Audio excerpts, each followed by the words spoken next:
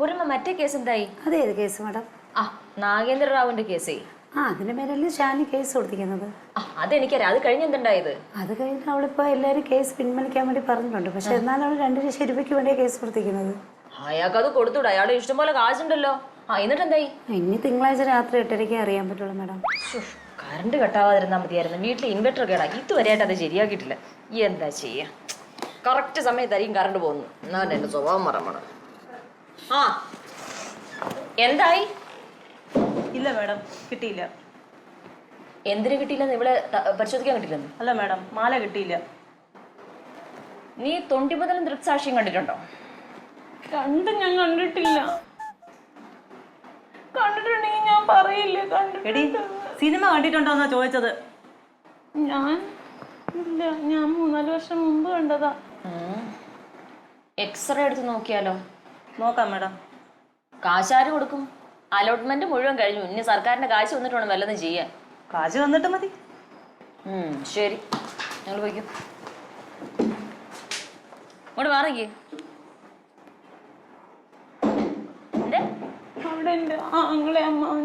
അവരവിടെ തന്നെ ഇരുന്നോളും. ഞാൻ ചോദിക്കുന്ന ചോദ്യങ്ങൾക്ക് കൃത്യമായിട്ട് സത്യസന്ധമായിട്ട് മറുപടി എന്നോട് പറയണം. മനസ്സിലായോ നിനക്ക്?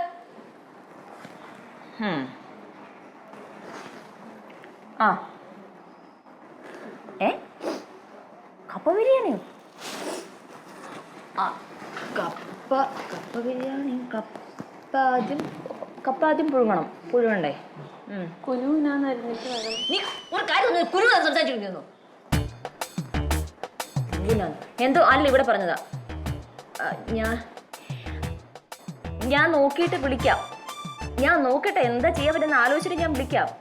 ഇപ്പൊ ഉണ്ടാക്കാനോ? ശരി, ഞാൻ വിളിക്കാം. ഞാനിപ്പോ മെസ്സേജ് ചെയ്യാം. ശരി.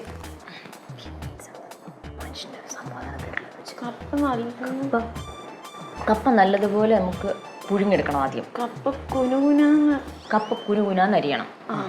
കപ്പ കുനുകുനാന്നരിഞ്ഞിട്ട് പിന്നെ നമ്മൾ എന്താ ചെയ്യാ? പറ. കപ്പ കുനുകുനാന്നരിഞ്ഞിട്ട് പിന്നെ എന്താ ചെയ്യാ? അങ്ങനെയാണെങ്കിൽ ആദ്യം നമുക്ക് ബീഫ് മേടിക്കണം. ബീഫ് എല്ലുള്ള ബീഫ് മേടിക്കണം. എന്നിട്ട് ഈ എല്ലുള്ള ബീഫ് നല്ലോണം കഴുകി വാരി നല്ലോണം പിഴിഞ്ഞ് മാറ്റി വെക്കണം. അതിനകത്തേക്ക് അധികം ഇഞ്ചി, അധികം ഒരു 3-4 ഉണ്ട വെളുത്തുള്ളി, മസാല, ഗരം മസാല, മുളക് പൊടി, മഞ്ഞപ്പൊടി, മല്ലിപ്പൊടി, ഉപ്പ്. നിക്ക് ഒരു മിനിറ്റ്, ഞാൻ ടൈപ്പ് ചെയ്യട്ടെ. ആദ്യം നമ്മള് ബീഫിലേക്ക് എല്ലോടെ കൂടിയ ബീഫ്, മുളക് പൊടി, മഞ്ഞപ്പൊടി, ഗരം മസാല, മല്ലിപ്പൊടി. പയ്യെ സ്പീഡ് കുറച്ച് പറഞ്ഞ ഞാനത് ടൈപ്പ് ചെയ്യുന്ന കാണുന്നില്ലേ? ഗരം മസാല, ഒരു 3 ഉണ്ട വെളുത്തുള്ളി, 3 ഉണ്ട വെളുത്തുള്ളി, ഒരു വലിയ കഷ്ണം ഇഞ്ചി, വലിയ കഷ്ണം നല്ലോണം ചതച്ചിട്ട്, ഇത് നന്നായിട്ട് ചതച്ചിട്ട് അതിനകത്തോട്ടിട്ട് നമ്മുടെ വീട്ടില് കറിവേപ്പില ഉണ്ടാവുമല്ലോ, അതും ഒരു 3-4 ഇതെല്ലാം കൂടെ പറിച്ചങ്ങ് അതിനകത്തോട്ട് ഇട്ടേക്കണം. എന്നിട്ട് കൈ കൊണ്ട് നല്ലോണം അങ്ങ് ഞരടണം. ഇതെല്ലാം തിരുമ്മി അങ്ങ് പിടിപ്പിക്കണം ബീഫില്. കുക്കറിലല്ലേ വെക്കണേ? കുക്കറിലെ വെക്കാൻ പറ്റുള്ളൂ. ഈ ഗ്യാസിന്റെ അങ്ങനെയാണെങ്കിൽ ഒട്ടും വെള്ളം ഒഴിക്കണ്ട. വെള്ളം ഇതിന് ഇറങ്ങി വരും. ശരി, അതിന്റെ വെള്ളം ഇതിന് ഇറങ്ങി വരും. വെള്ളം ഒഴിക്കണ്ട. അങ്ങനെ അതങ്ങ് വേവിച്ച് മാറ്റി വെച്ചേ. അത് മാറ്റി വെച്ച നമ്മള്. ഇനി നമ്മള് കപ്പയിലോട്ട് എടുക്കണം. കപ്പ എടുക്കണം. കപ്പ കയ്പില്ലാത്ത കപ്പയായിരിക്കണം കേട്ടോ. അതെ, നല്ല പച്ചക്കപ്പ കിട്ടും ഞങ്ങൾക്ക്. അത് തന്നെ. അപ്പൊ കപ്പ നല്ല കുനുകുനാന്ന് ഞാൻ ആദ്യം പറഞ്ഞത്. കപ്പ കുനുകുനാന്നായിരുന്നോ പറഞ്ഞത്? എനിക്ക് ആദ്യം മനസ്സിലായില്ലേ. ചെറുതായിട്ട് കുനുകുനാന്നായിരിക്കണം. അരിയണം. നന്നായിട്ട് ചെയ്യും. അതവിടെ കഴുകി വാരി വെച്ചേക്കല്ലേ നമ്മള്. ഇനി ഒരു കലത്തിലോ പാത്രത്തിലോ എന്തെങ്കിലും വെള്ളം അങ്ങ് എടുത്ത് തിളപ്പിക്കുക. വെള്ളം എടുത്ത് തിളപ്പിക്കുക. ഉപ്പും ഒരു ലേശം മഞ്ഞപ്പൊടി. മഞ്ഞപ്പൊടി നമ്മൾ നേരത്തെ ഇട്ടിരുന്നല്ലോ. അത് ഇറച്ചിയില്. ഇത് നമുക്ക് കപ്പയ്ക്ക് വേണ്ടി മണ്ണിന്റെ അടിയിൽ ഉണ്ടാവണല്ലേ, വിഷം എന്തെങ്കിലും ഉണ്ടെങ്കിൽ പൊക്കോട്ടെ. ശരിയാ. അതിനകത്തോട്ട് അങ്ങിട്ട് ഈ കപ്പയിട്ട് വേവിക്കുക. വെന്ത് കഴിയുമ്പോ ആ വെള്ളം അങ്ങ് ഊറ്റി കളഞ്ഞിട്ട് എന്ത് ചെയ്യണമെന്ന് അറിയാവോ? നമ്മൾ വേവിച്ച് വെച്ചിരിക്കുന്ന ഇറച്ചി ഉണ്ടല്ലോ, ആ ഇറച്ചി ഇതിനകത്തോട്ട് അങ്ങ് തട്ടണം. നമ്മൾ ആദ്യം വേവിച്ച് വെച്ച ഇറച്ചി അങ്ങ് തട്ടിയിട്ട് ഒരു നല്ല തവി എടുത്തിട്ട്. എന്തോ ഇരിക്കുന്നു ഇവിടെ? പൊടിയായിരിക്കുന്നേ. എനിക്ക് അവിടുന്ന് പോന്നു കഴിഞ്ഞാൽ പിന്നെ ഈ കണ്ണാടി ഒന്നും നോക്കാനേ പറ്റില്ല. ഭയങ്കര സുന്ദരിയാ. നമ്മളിവിടെ എന്നിട്ട് ഇതെല്ലാം കൂടി നല്ലോണം അങ്ങോട്ട് ഇളക്കണം. ഇളക്കിയിട്ട് പറ്റുവാണെങ്കിൽ ഒരു പകുതി തേങ്ങ എടുത്ത് ചിരണ്ടി അത് വറുത്തരച്ച് അതിനകത്തോട്ടങ്ങ് ഇടണം. വറുത്തരച്ചിട്ട് അതിനകത്തിടണം. വറുത്തരച്ച് അതിനകത്തോട്ട് ചിരണ്ടി വറുത്തരച്ച് അതിലേക്ക് ചേർക്കണം. ഒരു ലേശം ഒന്ന് താളിച്ചും കൂടി ഇട്ടേക്കണം. കടുകാണോ? കുഞ്ഞുള്ളി, വത്തൽമുളകും വേപ്പലയും കടുകും കൂടി അങ്ങ് താളിച്ച് അതിനകത്തോട്ട് ഇട്ടിട്ടുണ്ടെങ്കിൽ ഉണ്ടല്ലോ മണം കൊണ്ട് ആ പരിസരത്ത് നിൽക്കാൻ പറ്റില്ല. ലാസ്റ്റ് കടുകും കൂടെ താളിച്ചിടണം. ഇതിപ്പോ ആർക്കാ വെച്ചു കൊടുക്കണേ? ഹസ്ബൻഡിനാ. എന്ത് ചെയ്യണു? വെറുതെ എങ്ങനെ ഇരിക്കും, പിന്നെ ഏറ്റവും കാടൊക്കെ സൂക്ഷിച്ചെങ്ങനെ ഇരിക്കും. എന്റെ ഭർത്താവ് വെറുതെ ഇരിക്കാം, നമ്മളൊരുപോലെ. അയ്യോ ഇതാരാ? അത് ഞാനാ. എന്തുമാത്രം മുടിയാ എന്റെ അമ്മോ. ഇത് തന്നെയായിരുന്നു എനിക്കും. ആണോ? സ്കൂളിൽ പഠിക്കുമ്പോ ഇത് കണ്ട് പ്രേമിച്ച് കിട്ടിയതന്നെ. മുടി കണ്ടിട്ടാ? എനിക്ക് നല്ല മുടിയുണ്ട്, എനിക്ക് മുടിയുണ്ട് ഇപ്പോഴും. പക്ഷെ എന്റെ മുടി പോയി. അയ്യോ, മുടിയൊക്കെ സൂക്ഷിക്കണം നമ്മള്. എനിക്ക് നല്ല മുടി ഉണ്ടായിരുന്നേ, എന്റെ മുടി ഇപ്പോഴും. അയ്യോ മോതിരം അതിൽ കുടുങ്ങി. മോതിരം കുടുങ്ങിയത് കുഴപ്പമില്ല, പതുക്കെ. ഇപ്പോഴും നല്ല ഉള്ളുണ്ടല്ലോ. ഉണ്ട്. മുടി നമ്മൾ എപ്പോഴും നന്നായിട്ട് സൂക്ഷിക്കണം. കാര്യം എന്താണെന്നറിയാമോ, പെണ്ണിന്റെ അഴകെന്ന് പറയുന്നത് എന്താ? മുടിയാണ്. ഇരിക്കതങ്കം മുടി നന്നായിട്ട് പുറത്ത് അവരവിടെ ഇരിക്കട്ടെ. നമ്മൾ മുടി സൂക്ഷിക്കുമ്പോഴുണ്ടല്ലോ, നമ്മൾ മുടി നന്നായിട്ട് എണ്ണ തേച്ച് നമ്മളിങ്ങനെ ബാക്കിൽ നന്നായിട്ട് നമ്മളിങ്ങനെ മസാജ് ചെയ്ത് കൊടുക്കണം. ഈ മസാജിന് അനുസരിച്ച് മുടി ശരിക്കും അതിന്റെ ഗ്രോത്ത് ഉണ്ടാവത്തുള്ളൂ. നിന്റെ കൈ കാണിച്ചു, നിന്റെ കൈ കാണിക്കാൻ, നിന്റെ രണ്ട് കൈ കാണിക്കാൻ. എന്റെ മാല എവിടെ? എന്റെ മാല എവിടെ? മാലയ്ക്ക് എന്റെ മാല വന്നു. ഇവിടെ ഒന്നുകൂടെ പരിശോധിക്കും. ഇവിടെ എന്റെ മാല എടുത്തു. ഞാൻ എടുത്തില്ല. ഞാൻ എടുത്തു. നീ ഇവിടെ വന്നിട്ട് എന്റെ മോതിരം ഊരുകാണെന്ന് ഊരിത്തരികയെന്നുള്ള വ്യാജന എന്റെ മാല നീ ഊരിക്കൊണ്ട് പോയതല്ലേ? ഇങ്ങനെ ഒരു പേര് കണ്ണി എന്റെ ജീവിതത്തെ ഞാൻ കണ്ടിട്ടില്ല. അയ്യോ ഞാൻ എടുത്തിട്ടില്ല, കാലുണ്ട്. എന്നെ കൂടെ ഒന്ന് പറയും. പരിശോധിക്കും. സാറേ, നിങ്ങൾ എന്ത് ഉദ്ദേശത്തിലാണ് എന്റെ ഭാര്യ ഇവിടെ പിടിച്ചോണ്ട് വന്നേക്കണേ? ആവശ്യമില്ലാതെ ഒരു തെറ്റിദ്ധാരണ പുറത്ത് അവളെ നിങ്ങൾ ഇറക്കി വിടാൻ നോക്ക്. എസ് ഐയുടെ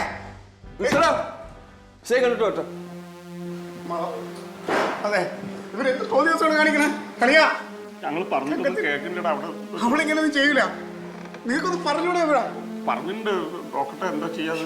അവളെവിടെ? തങ്കം എവിടെ? കളിയാ ഉണ്ട് മെസ്സേജ് മുടി. എവിടെ സാറേ?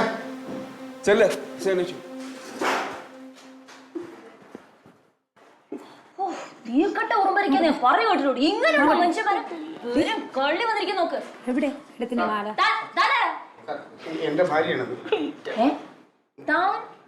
താനല്ലേ മദ്യപിച്ച് വണ്ടി ഓടിച്ച് പടക്കം എന്നെ കൊല്ലാൻ ശ്രമിച്ചു? അതെ, താനെവിടെ? എന്റെ ഭാര്യയാണല്ലോ അത്. ആ, താനാണ് രാഷ്ട്രീയക്കാരൻ. താൻ സുവിശേഷക്കാരനല്ലേ എന്ന് പറഞ്ഞത്? സുവിശേഷമുണ്ട്, ഇടയ്ക്ക് രാഷ്ട്രീയമുണ്ട്. ആ, കൊള്ളാം. അതെ സാറേ, വെറുതെ ഒരു തെറ്റിദ്ധാരണയുടെ പുറത്താണ് ഇപ്പൊ എന്റെ ഭാര്യ ഇവിടെ കൊണ്ട് നിർത്തിക്കുന്നത്. അവൾ അങ്ങനെയൊന്നും ചെയ്യില്ല. ഒരു തെറ്റിദ്ധാരണയും പുറത്തല്ല തന്റെ ഭാര്യ അറസ്റ്റ് ചെയ്തിരിക്കുന്നത്. ഇവരാദ്യം ഒരു മാല മോഷ്ടിച്ചു, അതിനുശേഷം ഇതാ ഇപ്പൊ എന്റെ മാലയും. നിങ്ങൾ മോഷ്ടിച്ചു, നിങ്ങൾ ആരും പറഞ്ഞില്ലെന്ന്. അതെ സാറേ, അങ്ങനെയുള്ള ഒരാളല്ല. കുട്ടിനാളിലെ അവൾ എന്റെ കൂടെ ഇറങ്ങി വന്നതാ. എനിക്ക് നല്ലപോലെ അവളെ അറിയാം. അവൾ അങ്ങനെയൊന്നും ചെയ്യില്ല സാർ. നല്ല പോലെ അറിയാം നിങ്ങൾക്ക് നിങ്ങളുടെ ഭാര്യ. അതുപോലെ ഇപ്പൊ ഞങ്ങൾക്ക് മനസ്സിലായി നല്ല പോലെ.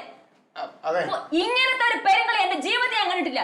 നിന്ന നിപ്പില് ആദ്യം മാല മോഷ്ടിച്ച് വന്നവള് നിന്ന നിപ്പില് എന്റെ മാല എന്റെ കഴുത്തിനോട് ഊരിക്കൊണ്ട് പോയത് ഈ പെരും കള്ളി. അതെ സാറ് കുറച്ചുകൂടെ മാന്യമായിട്ട് സംസാരിക്കും. എന്താണ് ഞാൻ ഇത് കൂടുതൽ മാന്യമായിട്ട് സംസാരിക്കുന്നത്? നിരപരാധി ഒരാളെ കള്ളി എന്നൊക്കെ വിളിക്കരുത്.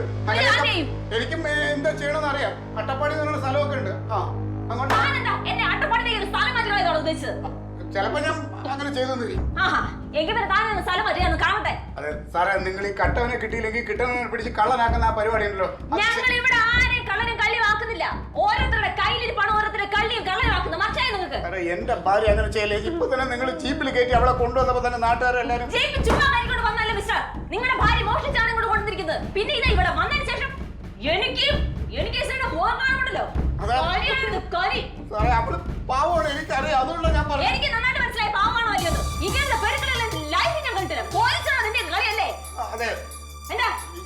എന്ത് ചെയ്യാൻ പറ്റുമെന്നുള്ളത് സാറിന് അറിഞ്ഞൂടാ. ഓ, ഞാൻ നിങ്ങൾ എന്തായാലും എന്നെ ചെയ്യിക്കും. ഇയാളെ എനിക്ക് ആരെ കൊണ്ട് വിളിച്ചിട്ട്? ഇറങ്ങി പോടാ അവിടുന്ന്. ഇറങ്ങി പോ. തങ്കം, ഒന്നുമില്ല മോളെ, നീ വിഷമിക്കണ്ട. ഞാൻ ഉണ്ടല്ലോ ഇവിടെ. ഒരു സാറേ പ്രശ്നം കയറി. എല്ലാവരും കൂടി എന്റെ പ്രശ്നം വെച്ച് എന്റെ ഗുളിക ഇവിടെ ഒരു സാധനം നോക്കി ഒരു സ്ഥലത്ത് വെച്ചേക്കാണില്ല. എല്ലാവരും കൂടി എന്റെ പ്രശ്നം കഴിക്കും. ഞാൻ എവിടെ കൊണ്ടുവച്ചിട്ടുണ്ടായിരുന്നല്ലേ.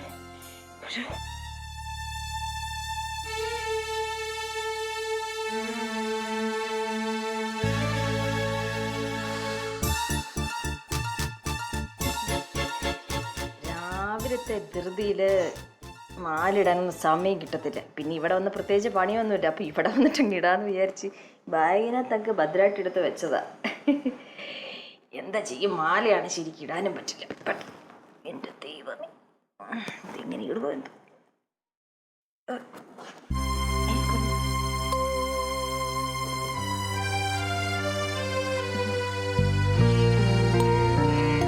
ശരിക്കിട്ടോ ഒരു മിനിറ്റ്. ആ, കൊടുത്ത് നോക്കണേ. ആ,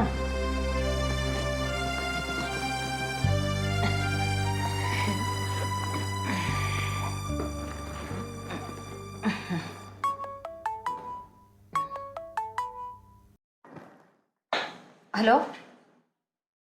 ക്ലീറ്റ് ഹൗസിനോട് കളിച്ചാണ്ടല്ലോ ഞാൻ ഈ സ്റ്റേഷൻ മുഴുവനോട് ഇവിടെ നിന്ന് എടുത്ത് അട്ടപ്പാടിക്ക് മാറ്റും. എങ്ങനെ മിണ്ടാതിരിക്കും? എനിക്ക് മിണ്ടാതിരിക്കാൻ പറ്റില്ല. എന്റെ പാവം കൊച്ചിന് കള്ളിന്ന് പറഞ്ഞിട്ട് വിളിച്ചിവിടെ കൊണ്ടിട്ടേക്കാൻ അളിയന് ചുമ്മാ ഇരിക്കാൻ പറയാൻ പറ്റും. എന്റെ ഭാര്യയല്ലേ, അളിയന്റെ ഭാര്യയല്ലല്ലോ.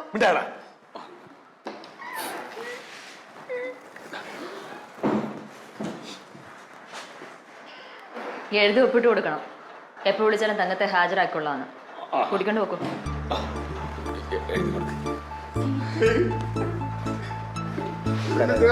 ചെയ്താ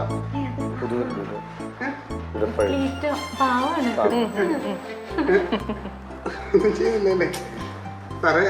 ഈ അട്ടപ്പാടിയിലോട്ട് സ്ഥലം മാറ്റും എന്നൊക്കെ ഞാൻ പറഞ്ഞത് വെറുതെ തമാശക്കാട്ടോ. അയ്യോ, ഞാനത് സീരിയസ് ആയിട്ട് എടുത്ത് അവിടെ ഒരു വീട് വിളിച്ച് പറഞ്ഞിട്ടുണ്ടായിരുന്നു.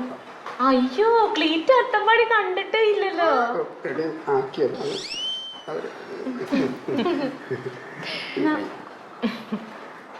എഴുതി കൊടുത്തിട്ടുണ്ട്. ശരി, ആ തങ്കം, താങ്ക്സ്. ഹസ്ബൻഡ് വിളിച്ചിട്ടുണ്ടായിരുന്നു. കപ്പ ബിരിയാണിയുടെ കൂട്ട് സൂപ്പർ, നല്ല അഭിപ്രായം.